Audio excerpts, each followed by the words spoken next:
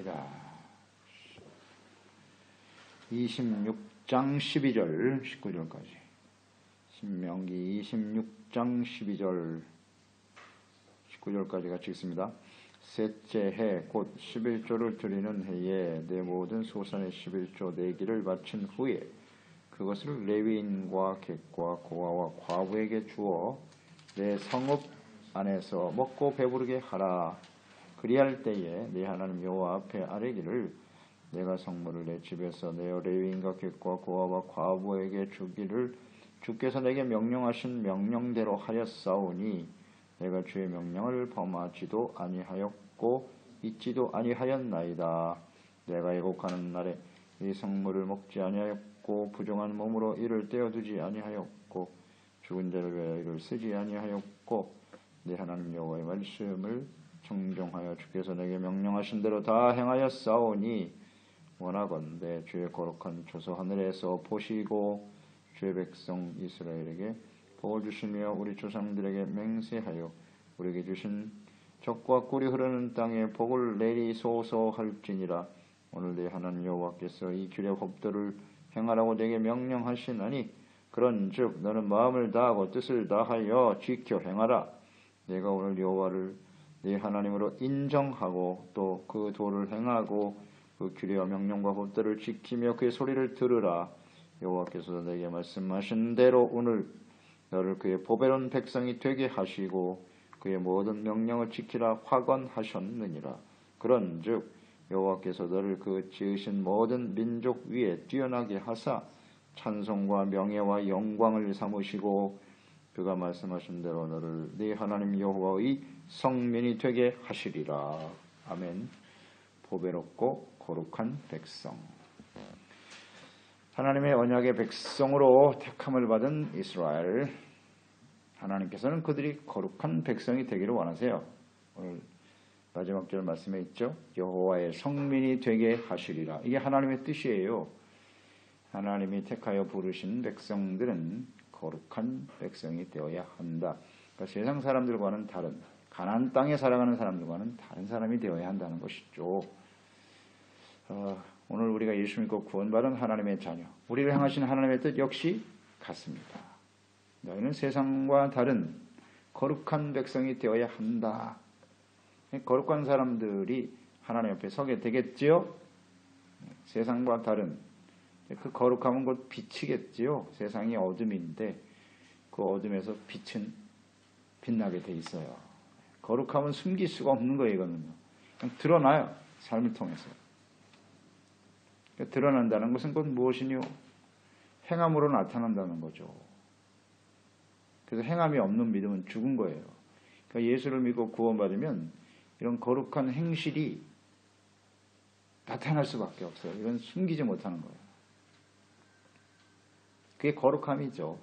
그러니까 빛이라고 하는 것이 곧 의의 삶인 것이고 거룩, 의, 빛된 삶, 하나님 사랑, 이웃 사랑, 말씀 듣고 지켜 행하는 순종의 삶. 그럴 때 하나님은 거룩한 백성이 되게 하시고 보배롭게 여기는 거예요. 보배로운 백성이 되게 하시리라. 되게 하신다라고 하는 것은 하나님의 의지고 뜻이거든요. 되게 하시리라는 말씀 속에서 저는 생각했어요. 이게 하나님 성경 전체에 나타난 뜻이구나. 그 백성들을 향하신 하나님의 뜻이다. 되게 하시리니 되지 못하면 되게 만드세요. 그 사람이 진정 하나님의 택하시고 하나님이 부르신 백성이라면 되게 하십니다. 될 때까지 계속해서 시련과 연단을 통해서 되게 하시는 하나님. 그러니까 우리가 하나님 앞에서 뜻을 분명히 세우는 게 중요해요. 그냥 먹고 사는 게 인생이 아니라 우리 하나님의 자녀는 구원받은 사람은 어떻게 하면 하나님의 성민이 될 것인가? 그래야 하나님과 뜻이 딱 맞아 떨어지는 거예요. 그런 사람 통해서 하나님의 영광을 나타내시겠다는 거죠. 그러기 위해서는 하나님을 유일하신 하나님으로 인정해야 돼요. 나의 하나님으로 인정하고 그분의 말씀을 듣고 온전히 순종하는 사람들이 되어야 하는 것이죠. 그럴 때 우리는 하나님 앞에서 떳떳할 수가 있어요. 이게 참 중요한 모습이거든요. 하나님과의 우리의 관계, 이 관계 속에서 살아가는 것인데 우리가 거룩한 백성으로 살아갈 때 하나님 앞에 떳떳할 수 있고 담대하게 구할 수가 있어요. 하나님 제가 이렇게 살았으니까요. 하나님이 주신 언약하신 약속대로 이루어 주세요. 구할 수가 있죠. 그러나 우리가 범죄하게 되면 하나님께 온전히 구할 수가 없고 뭐 하나님 응답하실 수가 없죠. 담대히 구하고 하나님의 은혜와 복을 받는 백성들이 될 수가 있습니다. 이거 매우 중요한 말씀이에요. 하나님의 거룩한 백성, 성민이 되게 하시리라 하는 하나님의 뜻과는 전혀 상관없이 자기는 지 멋대로 살면서 하나님이 내게 은혜와 복을 주세요. 이건 잘못된 거예요. 하나님은 절대 그런 요구에 응답하시지 않습니다. 계속 기다리게 하시면서 거룩한 백성이 되게 하는 일을 계속 하시겠죠. 그러니까 우리의 인생이 그리스도인으로 인생을 살아가는데 말이죠. 어디에 초점을 두어야 되느냐? 이것은 매우 중요한 문제입니다. 12절로 14절에 11조에 관한 규례가 나와 있네요. 제3년에 드리는 11조가 있다. 매년 11조를 드려야 되겠죠. 추수를 할 때마다 하나님께 드려야 되는 것이니까. 근데 가난한 자들을 구제하는 데 사용하도록 특별히 3년째 드리는 11조는 강조했습니다. 계속 그것을 저축해 두었다가 대상이 나와 있죠. 레위인, 객과 고아와 과부. 이 사람들의 특징은 무엇입니까? 가나안 땅에서 행해야 되는 거예요. 가나안 땅에서 이 사람들의 특징은 뭐죠? 레위인, 객, 고아, 과부. 무엇이 없다? 기업이 없다. 다른 지파 사람들은 다 기업을 나눠줬잖아요. 나눠줬죠. 레위인은 기업이 없어요. 객 역시 마찬가지예요. 나그네로 들어온 사람이니까 기업이 없을 수밖에. 고아, 과부 역시 도움이 필요한 사람들이죠. 기업이 없는 사람들. 그래서 이 11조는 당연히 하나님의 것이기 때문에 하나님께 드려야 되는 것이고요. 11조를 드린다라고 하는 것은 재물의 주인이 하나님이시다. 이것을 인정하는 것입니다. 그리고 나름의 구체적 실천이 되겠죠. 그래서 레위인, 객과 고아와 과부. 그러니까 레위인은 성전에서 하나님을 예배하는 종들이죠. 기업이 없는 하나님을 예배하고 주님을 섬기는 일에 집중하는 레위인들을 위해서 사용되어져야 한다. 또 어려운 형제들을 돕는 데 사용되어져야 한다. 하나님께 드려진 헌금은 어떻게 사용되어져야 하느냐? 바로 간단해요. 예배를 위해서 쓰여지는 거예요. 그러니까 하나님의 교회가 예배를 위해서 존재하는 거니까. 그래서 우리 성도들이 함께 예배하고 주님을 섬기는 데 사용되어져야 하고 또 예배를 돕는 종들을 위해서 사용되어져야 하는 것이고 두 번째는 구제지요. 구제와 성교입니다. 예배, 구제, 성교. 그렇게 쓰여지면 되는 거예요. 근데 이것을 위해서 우리가 헌신하는 거죠. 그러나 하나님의 자녀와 백성들이 하나님께 헌신하지 않으면 이 세 가지가 무너지는 거예요. 이스라엘 백성들에게 있어서 예배가 없고 교회가 없고 하나님을 바르게 섬기는 레위인들이 없으면 어떻게 되는 거예요? 하나님의 진도가 바로 임하는 겁니다. 매우 심각한 일이 벌어지죠. 우린 계속 강조되는 겁니다. 이스라엘 백성들이 왜 망하였는고? 예배가 무너졌기 때문에 망한 거예요. 거기서 용서받고 의롭다함을 얻고 하나님의 거룩한 백성으로 회복되어져야 되는데 예배와 레위인들이 무너져 버리니까 진노가 바로 임하지. 역사가 증명하고 있는 것이고요. 오늘날도 마찬가지입니다. 오늘도 마찬가지. 오늘날 교회가 이 예배와 선교와 구제하는 일에 헌신되어지지 않고 개인의 유익을 위해서 하나님의 말씀을 전하는 죄종들이 재산을 증식하는 데 사용된다거나 있을 수 없는 일이 있어요. 이거는 절대로 용납할 수 없는 일이에요. 이런 모습으로 가니까 부패하는 거예요. 교회가. 치장하는 데만 힘쓰는 거죠. 성전을 크고 화려하게 짓는 데 낭비하고 물론 예배를 드리는 목적으로 세워지는 건 문제가 없지만 그렇게 너무 화려하고 크게 지을 필요는 없지 않을까요? 나누면 되지 나누면 교회가 우리 더 수용이 안 된다. 그러면 나눠주면 되잖아요.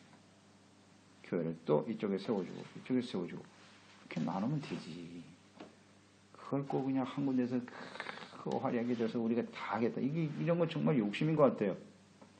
명분은 있겠지 물론 하나님을 예배하고 섬기는 성전을 짓는 일은 솔로몬도 그랬지 않느냐. 그러면서 이제 명분을 갖게 되겠지만 그러나 실질적인 내면을 들여다보면 탐욕이 보인단 말이에요. 욕심이 보인다고요. 욕심이 보여. 그걸 솔직하게 하나님 앞에 털어내고 그러니까 우리 개인도 그렇게 적용이 되면 돼요. 개인도 우리가 하나님 앞에 열심히 경제활동을 해서 재물을 얻잖아요. 그러면 이걸 어떻게 사용할 것인가 생각해 보는 거죠. 우리 개인의 삶에 생활에 필요한 것들을 하나님이 공급해 주시는 것이고 그 다음에 이제 예배를 바르게 드리고 구제하고 선교하는 일에 사용되어지는 것 이것이 우리 경제활동의 하나의 목적이 돼야 되고 그렇지 않을까요? 여기에 초점을 두고 살아야죠. 왜냐하면 재물의 주인이 내가 아니라 하나님이시거든요. 하나님의 뜻이 이루어지다는데 여기에 맞춰서 살아야 되겠죠? 예. 그렇게 실천하고 있는지를 생각해 보세요. 하나님은 다 아시지 않겠어요? 이제 보시면 알죠.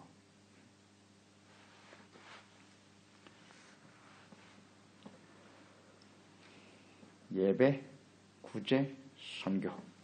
그 이외에는 별로 쓰여질 의미가 없어요. 사실 쓸 필요도 없고요. 13절 주께서 내게 명령하신 대로 내가 행하였사오니 내가 주의 명령을 범하지도 아니하였고 잊지도 아니하였나이다.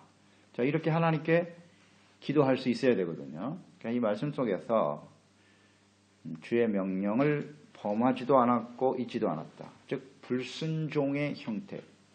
순종과 불순종의 모습은 어떤 것인가가 나와 있죠. 그러니까 불순종이란 무엇이냐? 하나님의 명령을 범하고 잊어버리는 것이다. 이렇게 볼 수 있겠죠? 여기서 범한다라고 하는 원어의 의미, 히브리의 아바르라고 하는 말인데 범한다는 건 뭐냐면 지나쳐버린다는 뜻이 있네요. 그냥 지나쳐버리는 거예요. 그게 바로 명령을 범한다는 거예요. 지나쳐버린다는 건 무슨 뜻이에요? 하나님의 말씀과 명령에 전혀 관심이 없는 거예요. 관심이 없어. 그냥 지나쳐버려. 무관심해? 전혀 신경을 쓰지 않는 거예요. 우리가 어떤 행동을 하고 어떤 생각과 행동을 하고 결정을 하고 선택을 할 때 하나님의 명령에 대해서 전혀 신경을 안 쓰는 거예요. 이게 바로 범한다는 뜻이고요. 무시하는 거죠. 그러니까 한마디로 무시하는 태도예요. 지나쳐버린다. 그러니까 행동에 있어서 말씀을 전혀 고려하지 않는 상태. 이것이 바로 불순종입니다. 그러니까 우리가 어떤 행동을 하고 어떤 선택을 하게 될 때 가장 먼저 떠올라야 되는 게 하나님의 말씀이거든요. 하나님의 명령, 주님의 말씀은 어떠하시지? 여기에 관심을 둬야 되는데 이게 불순종입니다, 여러분. 그 다음 또 하나는 잊어버리는 거예요. 잊어버리고. 그러니까 아예 잊어버리고 기억하지 않는 거예요. 가만히 놔두면 잊어버리겠죠. 그러니까 잊어버리는 게 불순종이다. 그러니까 우리는 잊어버릴 수밖에 없죠. 예, 이건 분명합니다. 잊어버릴 수밖에 없어요. 우리는. 그럼 잊어버리지 않으려면 어떻게 해야 돼요? 자꾸 들어야 되죠. 주야로 말씀을 묵상해야 되고 하나님의 말씀을 가까이 해야 되지요. 근데 그 잊어버리는 걸 즐기고 있어. 그걸 당연하다고 생각해. 주여, 저는 생각이 안 나서 못 지켰어요. 그게 하나님 앞에 할 수 있는 말인가요? 그런 자체가 이미 불순종이라는 거예요. 하나님을 모르는데 어떻게 지켜 사실은. 맞는 말이지. 잊어버려서 몰랐어요. 그걸로 끝나나? 많은 사람들이 그런 형태로 인생을 살고 있다는 거예요. 그리스도인으로 살면서 아예 무시해버리거나 잊어버리거나 둘 중에 하나예요. 이게 바로 불순종이라고. 그러니까 우리는 하나님의 말씀이 언제나 중심이 돼야 되고 잊지 않도록 힘써야 하겠습니다. 네, 대단히 중요한 태도예요. 그래서 14절, 15절로 이어지죠. 명령대로 행하여 싸우니 잊지 않고 하나님의 명령대로 행했고 명령에 순종할 때 하나님 앞에 이렇게 담대히 구할 수가 있다는 거죠. 주님, 우리에게 명령하신 대로 제가 잘 지켰습니다. 불완전한 모습도 있지만 그건 또 회개하고 돌이키면 되는 거고요. 주님의 명령을 따라 순종하려고 할 때 우리는 담대히 주님께 구할 수가 있습니다. 그래서 15절에 보면 원하건대 주의 거룩한 처소 하늘에서 보시고, 자, 이런 고백과 기도를 할 수 있어야 되거든요. 주의 백성들에게 복을 주시며 우리 조상들에게 맹세하여 우리에게 주신 적과 뿌리는 땅에 복을 내려 주소서 할지니라. 이렇게 기도하라는 거예요. 이렇게 하나님 앞에 좀 당당한 모습으로. 자, 거룩한 처소에서 보시고 그랬어요. 그러니까 이런 고백을, 기도를 드릴 수 있다는 얘기는 하나님이 눈이 우리를 항상 지켜보고 계신다. 즉 하나님 앞에서 살았다는 거예요. 그러니까 하나님의 눈을 의식하기 때문에 주님의 말씀에 순종하고 따를 수밖에 없다는 거죠. 하나님 앞에서 행하는 삶, 순종하며 살아온 삶.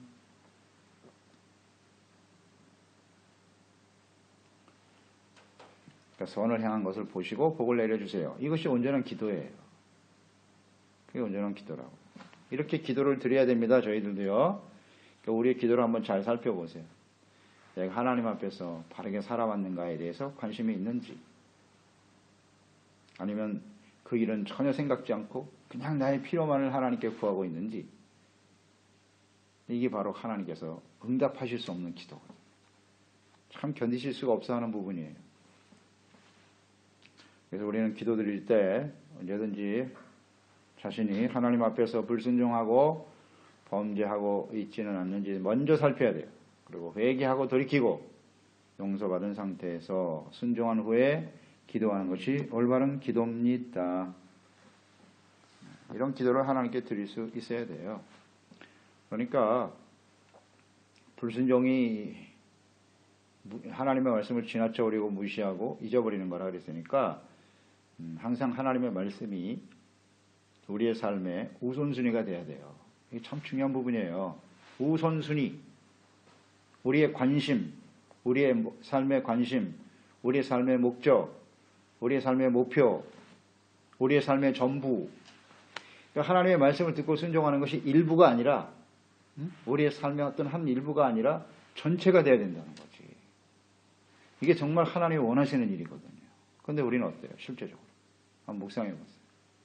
하나님 말씀 듣고 순종하는 것이 나의 삶의 일부로 여겨지는가? 그것이 나의 삶의 목적이고 전부인가? 그러니까 우리의 신앙생활을 바르게 한다는 것은 이 부분이 점점 늘어나는 거죠. 점점 늘어나야 되죠. 우리의 신앙의 연륜이 쌓인다는 것은 이렇게 하나님 말씀대로 살아가는 삶이 점점 커지는 거예요. 우리가 처음 예수 믿고 구원받으면 그 은혜가 너무나 감사하지만 하나님의 말씀과 뜻을 잘 모르잖아요. 잘 몰라요.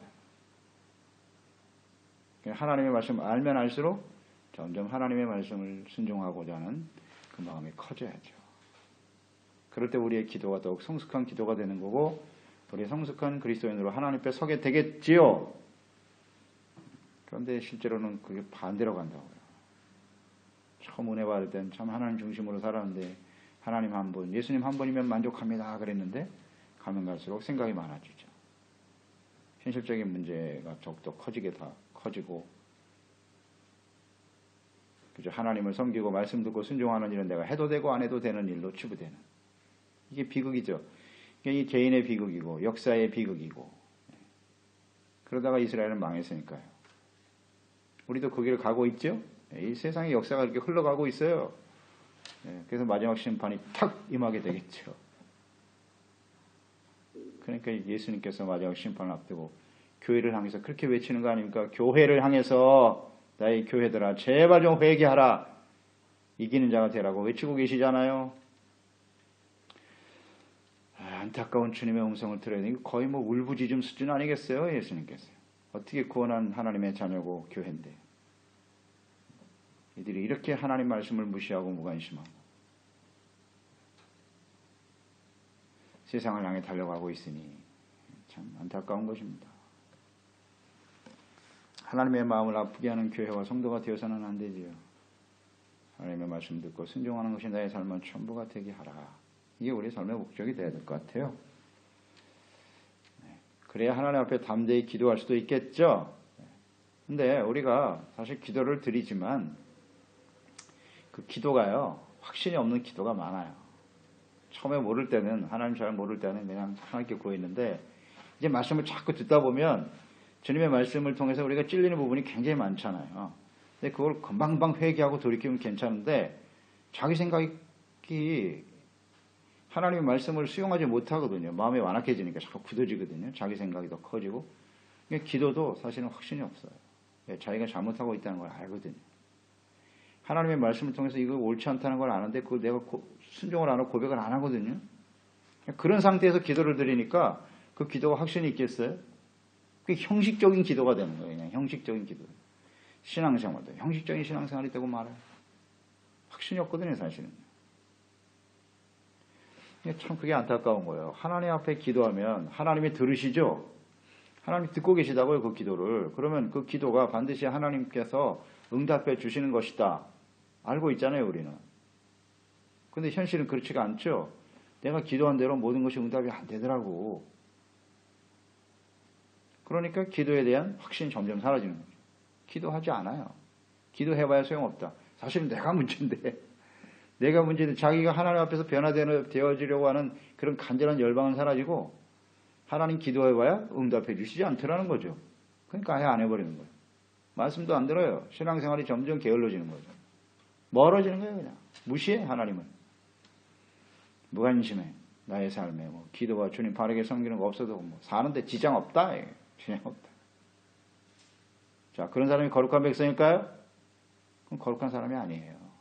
더 이상 세상 사람이지 뭐가 달라요? 하나님 믿는 사람, 세상 사람.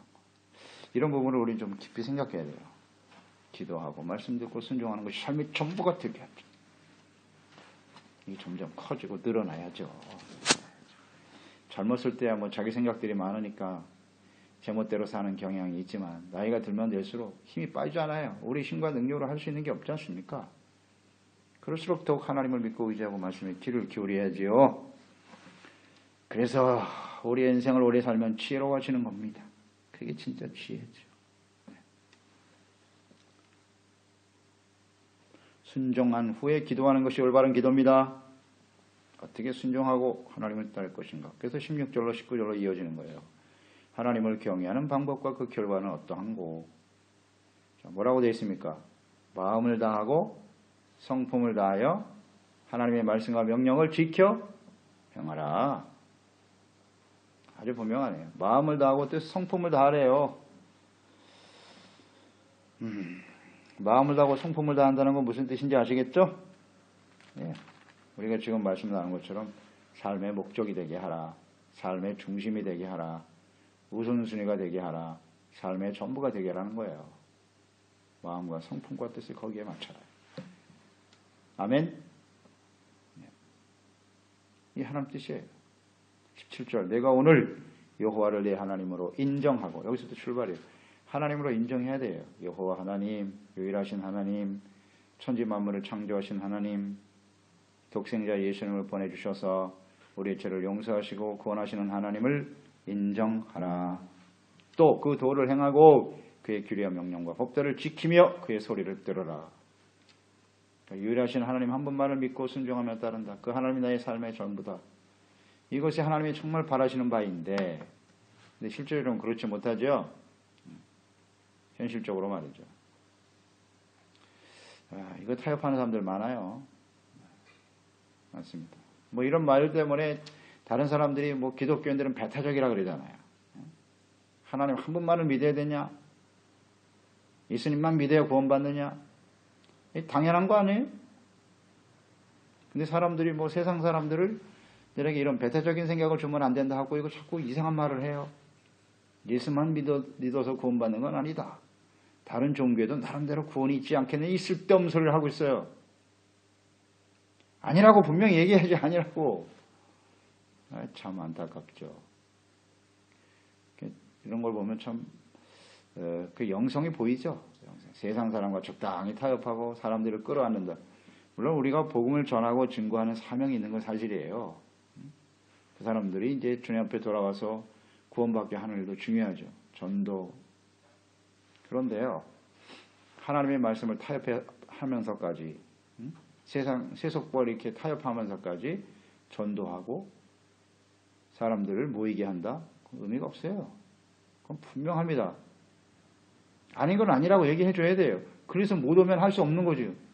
기독교는 배타적이기 때문에 우리는 갈 수가 없다. 할 수 없어요. 다른 길이 없는데 어떻게 다른 길이 없는데. 사실은 그게 아니고 꼭 하나님만 믿어야 되는 건 아니야 하고 그 사람들을 끌어들인단 말이죠. 그 세속이 들어오는 거예요. 교회 안에. 물론 그렇게 해서라도 말씀을 통해 가르치면 되겠지만 그러면 거짓말하는 게 되잖아요.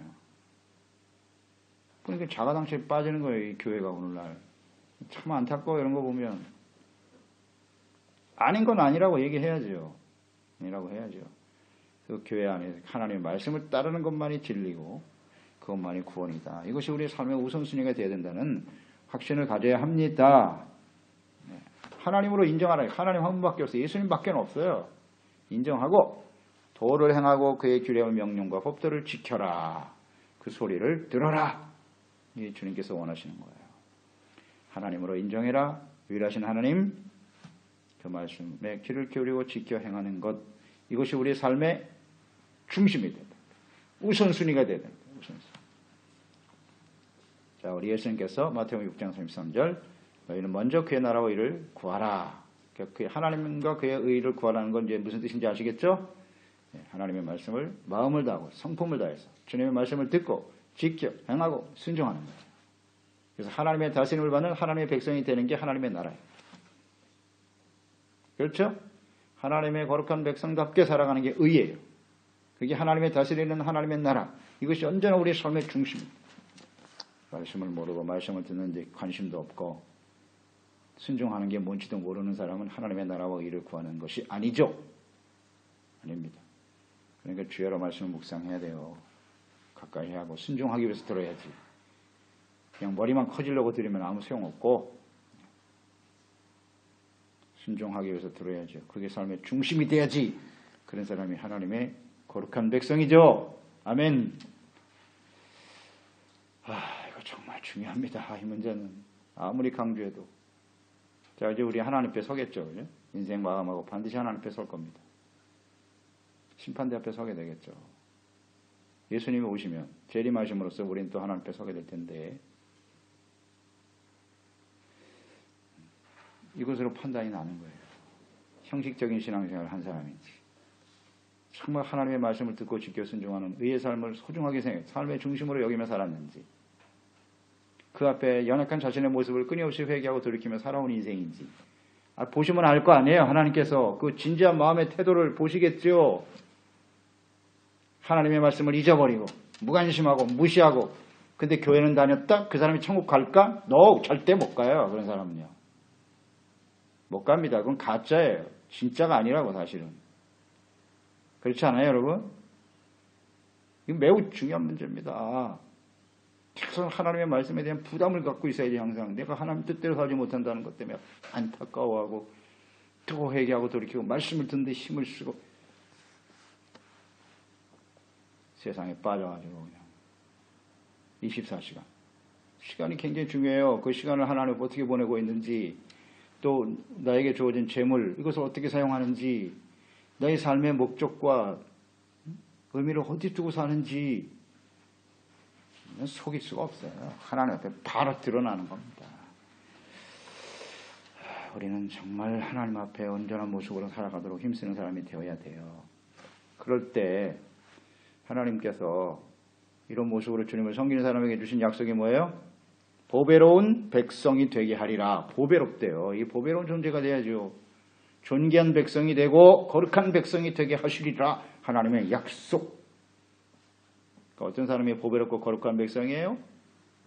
하나님으로 인정하고 도를 행하고 그의 규례와 명령과 법도를 지켜 순종하려고 하는 사람들. 그게 보배로운 인생이 되는 거예요. 세상에서 부귀영화 누리고 출세하고 이런 게 보배로운 게 아니고 이걸 왜 모르지? 보배로운 백성이 되면 뭐라고 하셨어요? 모든 민족 위에 어떻게 해요? 뛰어나게 하시고 그 다음 찬송과 명예와 영광을 삼으신다. 모델로 삼으시는 거예요. 다윗의 시대를 생각해 보면 돼요. 다윗과 솔로몬 시대에 그들이 정말 하나님의 말씀에 순종하고 경외하려고 했더니 모든 민족이 뛰어나게 하시잖아요. 영광스럽게 하는 거예요. 그게 목적이 아니라 하나님의 거룩한 백성이 되려고 목적을 거기에 초점을 두고 인생을 살면 나머지는 주시는 거죠. 이게 잘못되어 있잖아요. 이 초점이. 참 간단한 문제인데 저희들이요. 그런 사람은 하나님의 영광스럽게 하시겠다고 하셨습니다. 그러니까 이 찬송과 명예와 영광이라고 하는 것은요. 늘 말씀드리죠. 하나님의 백성들이 영광을 나타내는 일은 뭐다? 곧 영광의 하나님이 우리를 통해서 투시되는 거죠. 영광의 하나님이 우리와 함께 하시면 그게 영광이 되는 거다. 그렇죠? 순종하지 않는 사람에게 무슨 하나님의 영광이 있겠어요. 우리를 통해서 영광을 나타내시고 즉 본래 창조의 모습으로 회복되는 거다. 그게 영광이에요. 아담과 하와가 범죄함으로써 하나님의 영광의 모습을 상실해버렸잖아요. 그러니까 이 죄를 버릴 때 하나님의 영광이 나타나요. 이스라엘 범죄하면 하나님이 함께 하실 수 없어요. 그러니까 영광이 사라지는 거예요. 간단하죠. 그래서 우리가 하나님의 보배로운 백성, 거룩한 하나님의 백성이 되기를 하나님 간절히 원하시니까 우리도 거기에 초점을 두고 인생을 살자. 그러면 자연스럽게 하나님께서 우리를 존귀하게 여기시고 영광스러운 백성으로 삼아 주시리라. 간단하죠. 그런 하나님의 백성으로 주님 앞에 설 수 있으면 좋겠습니다. 기도하겠습니다. 하나님 아버지, 우리는 다 보배로운 존재가 되기를 원하죠. 세상에서 무시당하고 멸시당하기를 원하는 사람 아무도 없을 거예요. 하나님께서도 마찬가지예요. 하나님의 택한 백성들이 보배롭고 거룩한 하나님의 성민이 되기를 간절히 원하시옵나이다. 그러면 어떻게 해야 할까요? 마음을 다하고 뜻을 다하고 성품을 다해서 하나님의 말씀을 듣고 지켜 행하며 순종하는 사람들이 되기를 주님은 원하시네요.